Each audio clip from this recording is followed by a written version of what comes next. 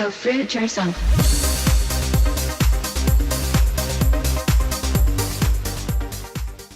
Fruit Bats, it's Really Banana Girl here. Welcome to another episode. Welcome to another week of videos. So last night I decided to make potato gnocchi for the first time in my life, and you know what? It turned out really well. Like, they held their form really well. It was tasty. I was actually pretty impressed with my first effort.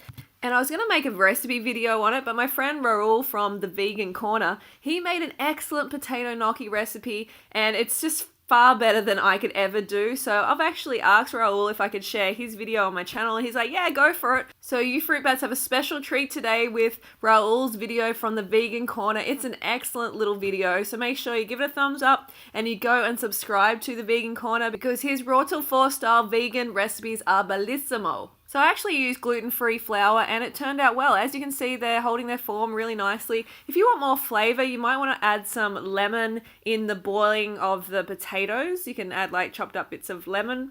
Or if you want to add a tiny bit of salt, that could work as well. Just see how it goes and adapt the recipe to suit you. And if you're using like a pre-made pasta sauce, remember there is sodium in that, and you want to keep your salt intake as low as possible. Okay, it's time for the recipe.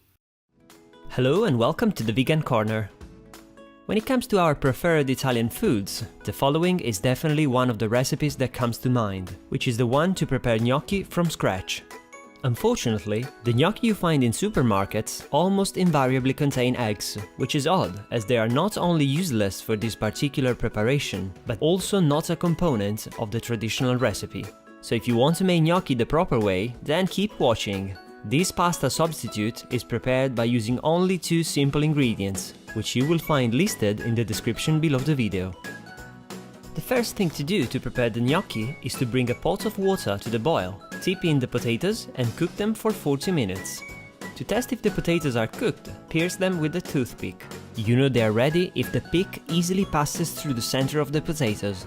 Boiling the potatoes whole will prevent them from falling apart whilst cooking. So please don't be tempted by peeling and cutting the potatoes to speed up the process, as it won't work and you will end up with potato soup, a bad potato soup. And I'm quite sure that nobody likes a bad potato soup, right? The perfect potato varieties for gnocchi are Mary's Piper, King Edward and Russet. Once the potatoes are cooked, drain them and peel them whilst they are still hot. Unfortunately, to achieve better gnocchi, you must work with hot potatoes, so don't wait too long before peeling them after the cooking process.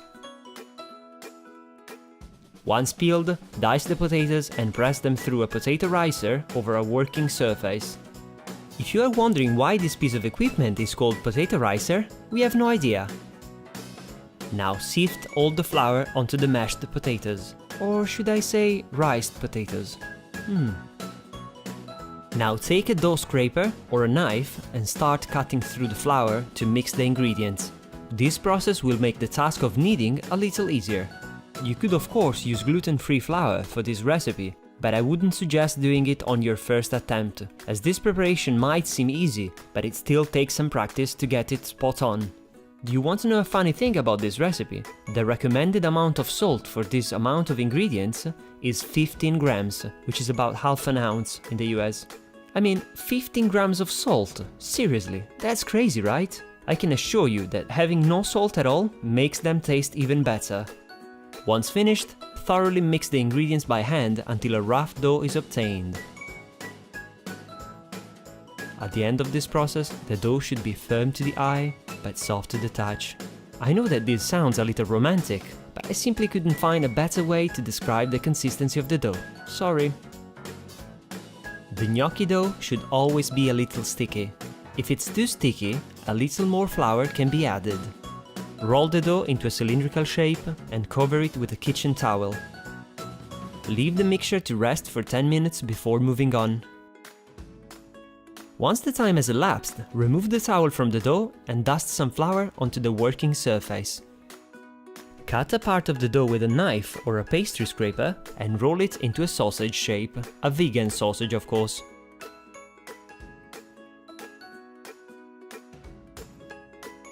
Now cut the Italian vegan potato sausage into pieces of the desired dimension. Each of these pieces will become a gnocco, which is the Italian singular for gnocchi. At this point, there are two ways to give the gnocchi their traditional shape: with a riga gnocchi, also known as gnocchi board, or with a fork. To make the gnocchi with the board, gently press and roll the piece of dough onto the wood to achieve the classic shape. The hands you are seeing working with the gnocchi dough are the ones of the most experienced master baker I've ever had the pleasure to work with, the wonderful Miriam. When she's preparing breads, pizzas and other baked goodies, the most amazing aroma spreads all over the house, making it impossible to resist the urge to try some while she's not looking.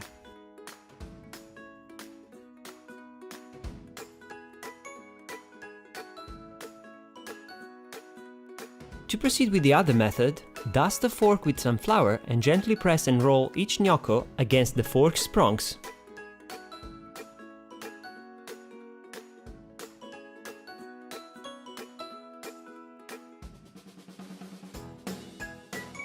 To cook the gnocchi, simply plunge them into boiling water and keep them in until they rise to the surface. Nothing too fancy, as you can see.